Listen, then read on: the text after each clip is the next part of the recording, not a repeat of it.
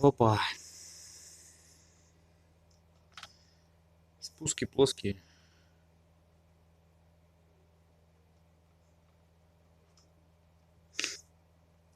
Вот такой вот напильничек. У-12, сталь советский. Вот такой вот кап. В принципе, не первый нож уже с напильника делаю. Можно из него делать. Тут я уже немного потестил. Можно. Но падла ржавеет.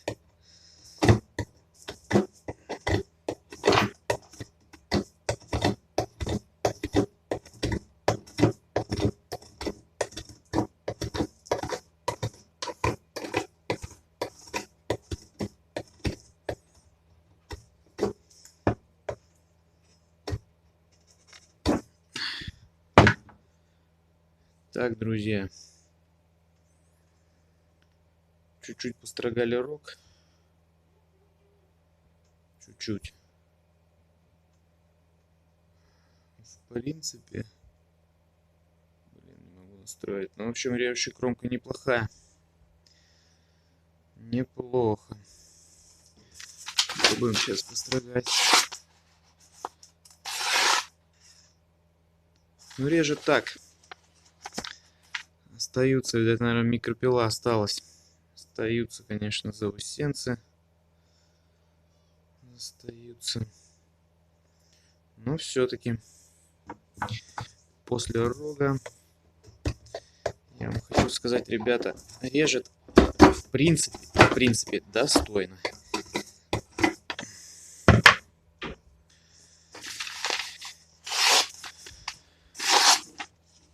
Ножны обычные, растительного дубления. Нож в ножнах сидит просто обалденно. Просто обалденно.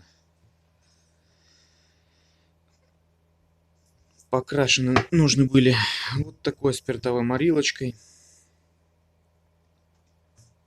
Цвет получился вот такой. Значит, начало финиш рукояти я сделал данишем, но абсолютно мне не понравился он. Абсолютно не понравился. Короче, дальше я пропитывал уже вот таким своим составчиком. Льняное масло с воском.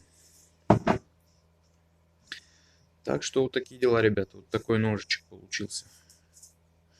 В принципе, нормальный, мне нравится.